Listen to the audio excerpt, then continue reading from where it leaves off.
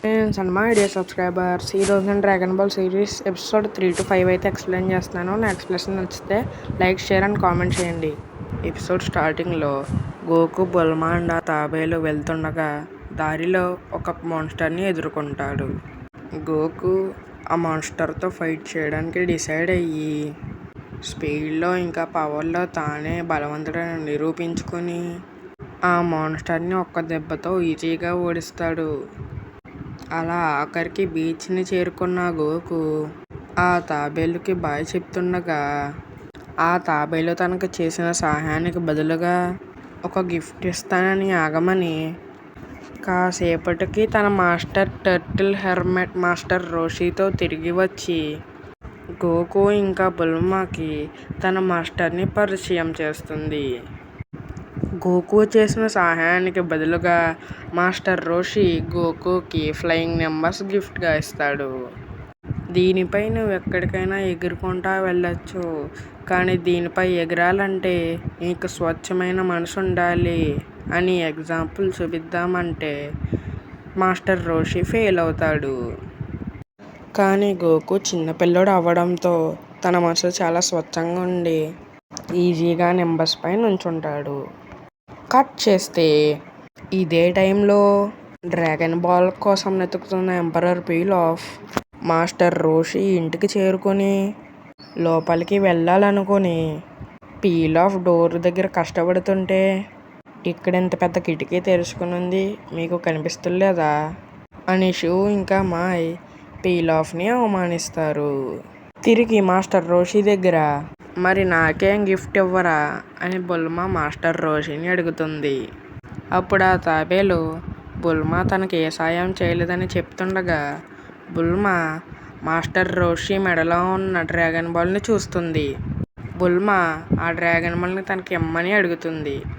అప్పుడు మాస్టర్ రోషి నువ్వు ఏ సాయం చేయలేదు, కానీ నేను నీకు ఇది ఇవ్వాలంటే నువ్వు నాకు నీ అండర్వేర్ చూపించాలి అని అంటాడు.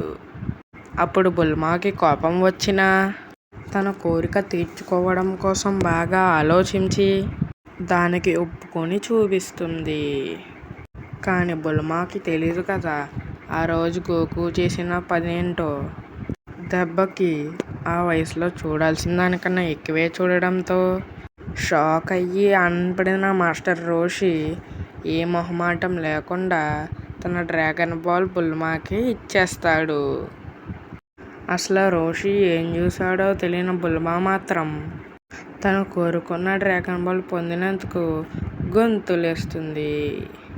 తిరిగి తన క్యాప్సూల్ హౌస్కి చేరుకున్న గోకు అండ్ బుల్మా తన అండర్వేర్ లేదని గమనిస్తుంది. దానికి కారణం గోకు చేసిన పని అని తెలుసుకున్న బుల్మా కోపంతో రగిలి మిషన్ గన్తో గోకుని దాడి చేస్తుంది.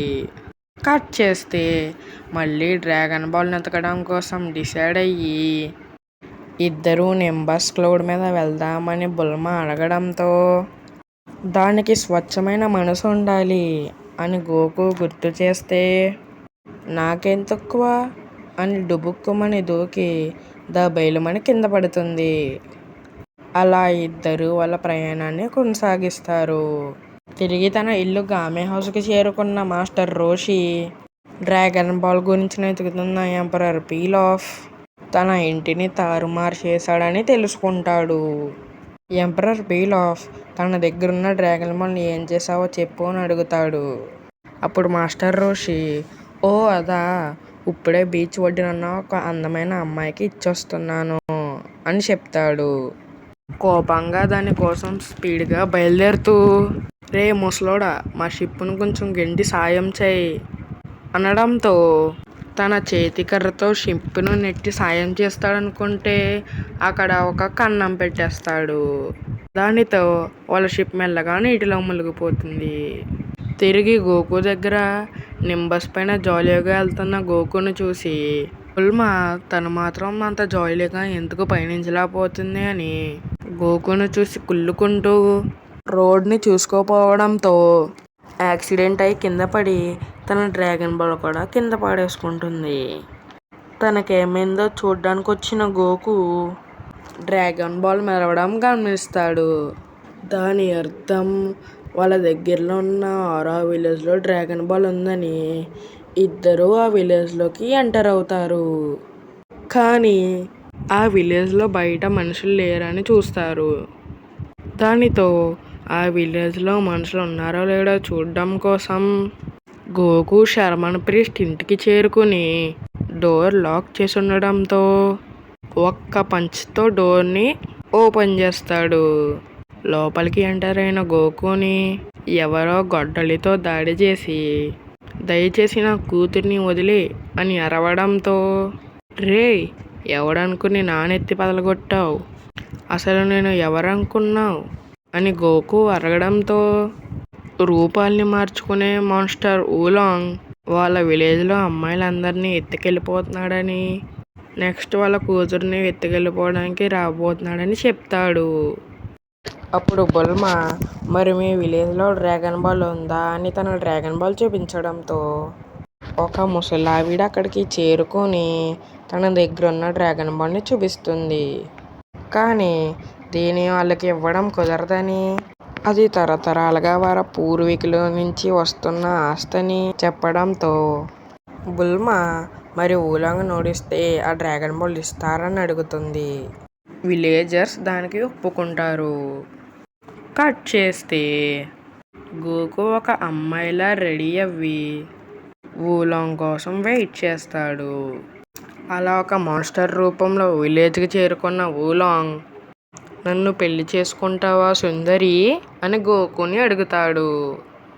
అయినా గోకు ఏం మాట్లాడు. దానితో ఆ మాన్స్టర్ రూపంలో ఉన్న తనని చూసి ఆ చిన్నపిల్ల భయపడుతుందని ఒక అందమైన మగాడిలా మారతాడు.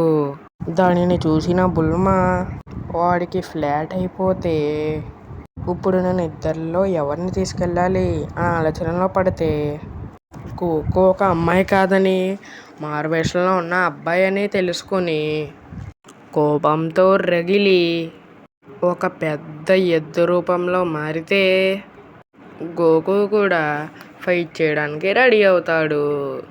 కానీ సడన్గా ఊలాంగ్ పారిపోతాడు. ఊలాంగ్ని వెంబడిస్తూ బయటకు వచ్చిన గోకు ఒక పందిని కలుసుకుంటాడు. ఆ పంది నువ్వు వెతుకుతున్న ఊలాంగ్ అటు వెళ్ళాడని తప్పుదారి పట్టిస్తుంది.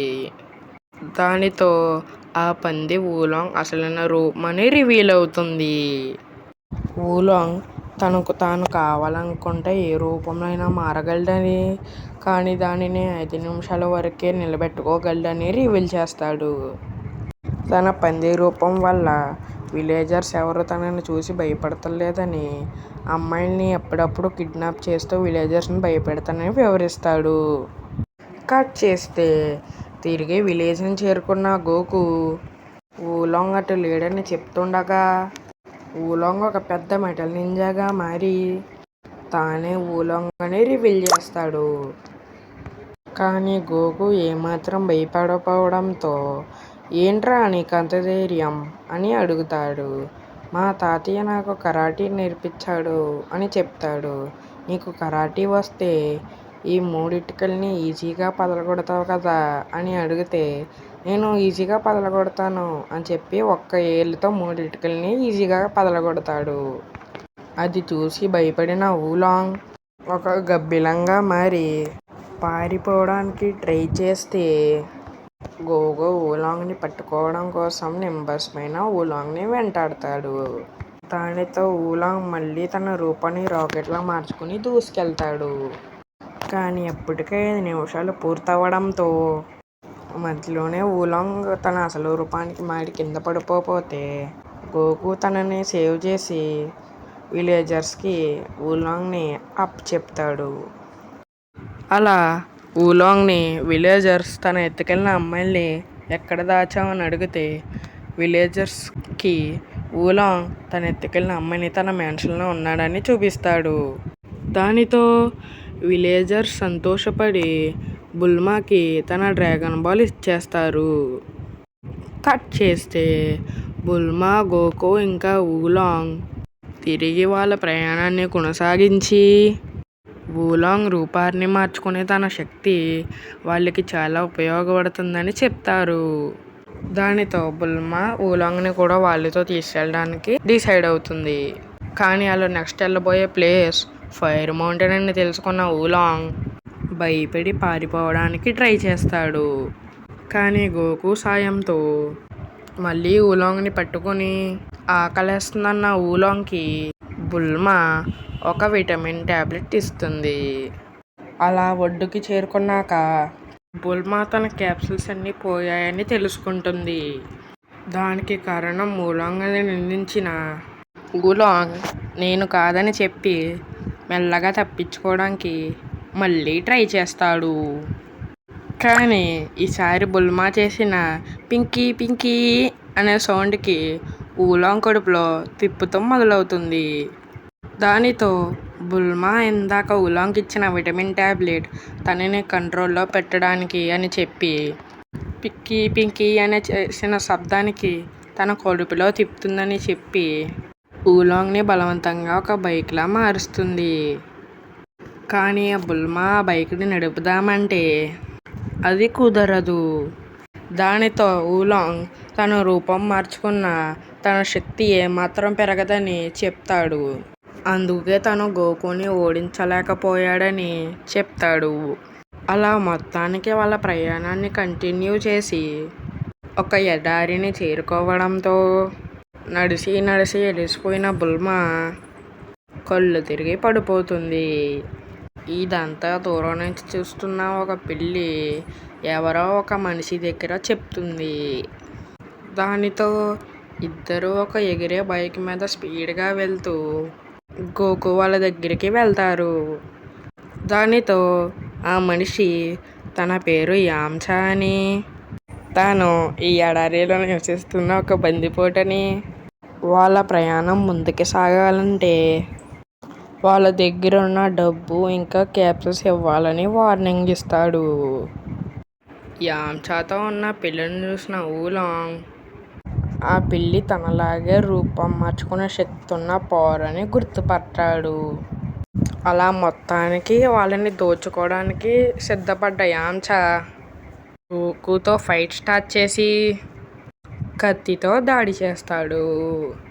కానీ గోకు తన పవర్ఫుల్తో తనని అడ్డుకుంటూ ఫైట్ చేస్తాడు.